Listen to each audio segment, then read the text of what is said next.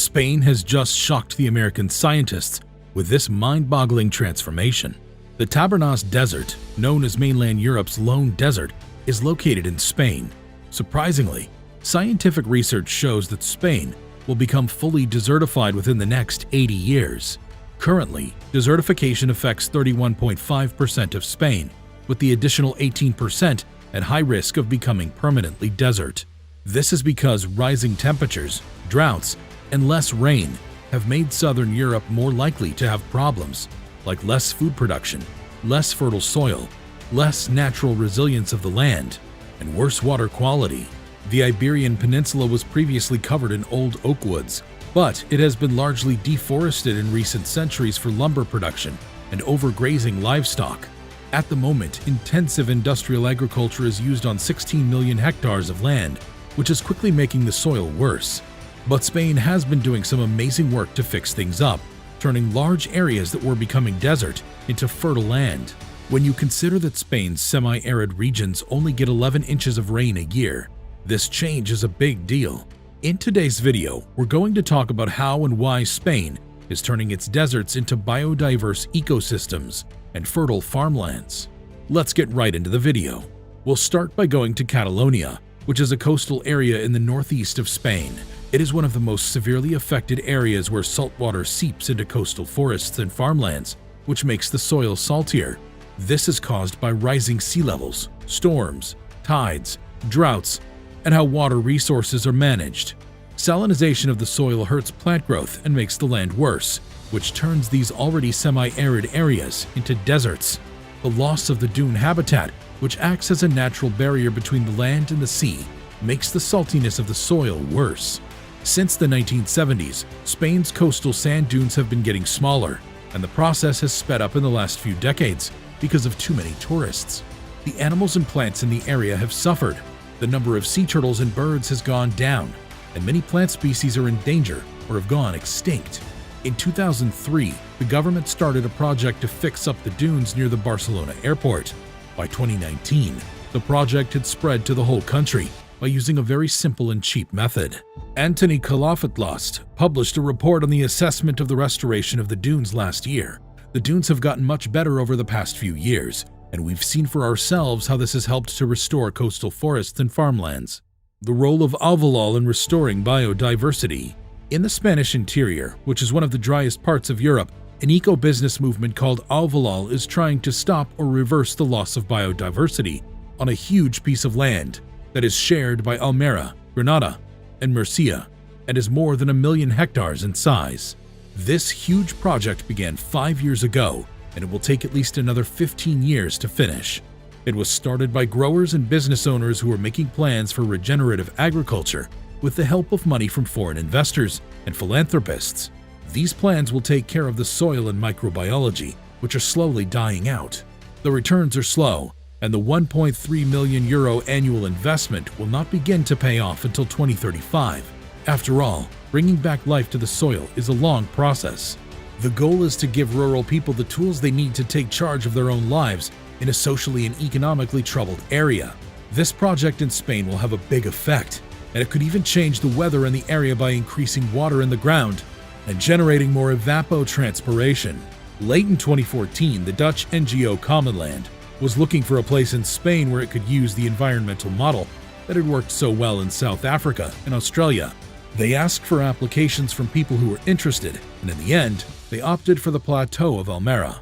Some forward-thinking individuals believe that a massive forest spanning the width of the continent, in conjunction with rural development programs, could slow the spread of the Sahara and restore swaths of Africa's degraded landscapes back to life. Therefore, they're trying to create something similar to the Great Green Wall of Africa in the Sahel region. This project in Spain will have a big effect and might even change the weather in the area. Just a few kilometers from the desert of Los Colorados and adjacent to the Quaternary Geopark in Granada, siblings Francisco and Ivaro Martinez are working in severe conditions to raise vegetables, almonds, and olives intermingled with aromatic plants. In order to get nitrogen back into the soil, they've planted several types of grass and leguminous plants to cover the ground. This method has been improved over the last 7 years, so that greenhouses in other parts of the region no longer need to use plastic. In 1998, the brothers started doing sustainable agriculture. 10 years later, they took it a step further and started doing regenerative agriculture, which takes care of the health of the soil and does very little plowing. Andalusia and Catalonia lose more soil each year than any other area in Spain. According to the 2017 National Soil Erosion Inventory, a fifth of this land loses more than 25 tons of soil per hectare each year. Almonds are the most common crop on the plateau between Almeria and Granada because they sell for a good price. However, the soil is getting worse and more rutted because of heavy rains. According to data from Almeria University, the organic content of the soil on the cultivated area of the plateau ranges from 0.38 to 1.5%. This is less than the 1.5% level of organic matter that is typical for dry lands. In addition to planting 50,000 trees on the slopes of La Muela, the restoration plan looks at soil erosion, regenerative agriculture, sustainable livestock farming, water conservation, and depopulation as a whole. To deal with these problems, investments focus on business. Money is put into local companies that show that sustainable development is the only way forward. To keep people living in the countryside, there has to be a chance to make money. It's not enough to just plant trees.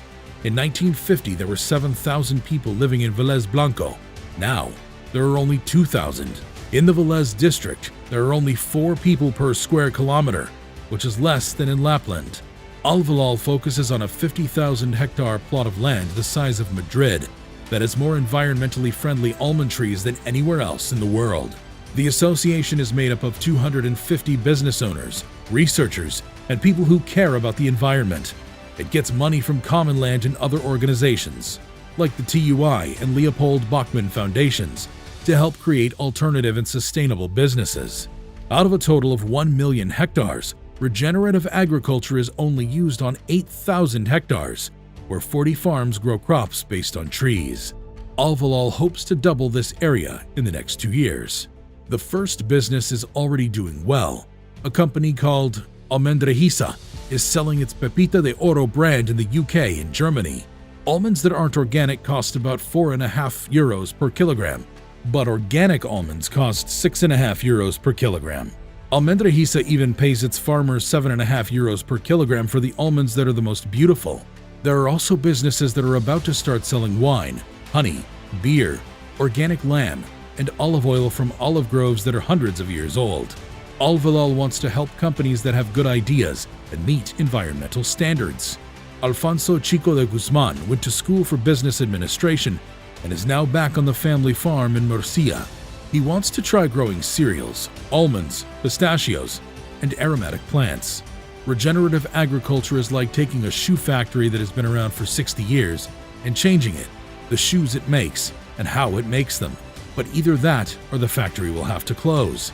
Now there are 15 of us, and we're already paying for ourselves so that we can grow. Other green angles. The goal of the project is to get 33,000 kids out of the classroom and into nature over the next 5 years. This will be done with the help of 3,000 teachers. The UN Food and Agriculture Organization just put out a report with data from 91 countries that warns about the loss of biodiversity around the world and what it means for food safety. This is exactly the point that Alvalal makes. Greenpeace thinks that the restoration of the 76 municipalities in the southeast interior of Spain is a good model to follow. The land is in pretty bad shape, but the people are very active. Giving them a little push goes a long way. The European Commission is currently talking about the new Common Agricultural Policy, or PAC, for 2021 to 2027. According to Greenpeace, this policy should take on the challenge of producing food in a sustainable way. So far, the current PAC doesn't have a big picture plan and only supports better farming methods that are good for the environment.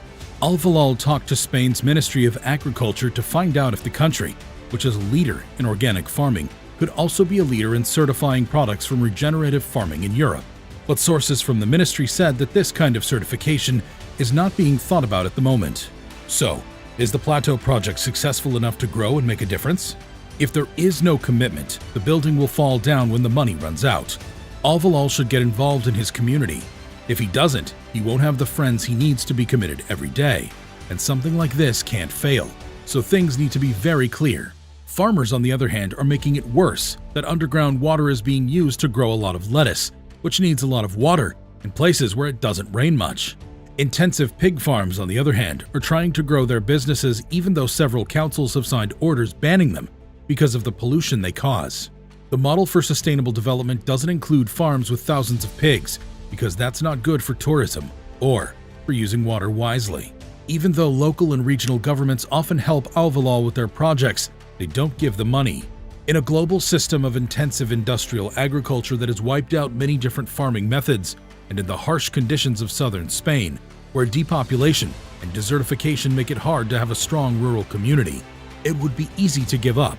But in rural Murcia, Almeria, and Granada, Alvalal and the growing group of active farms it represents are turning hardship into strength and building something beautiful.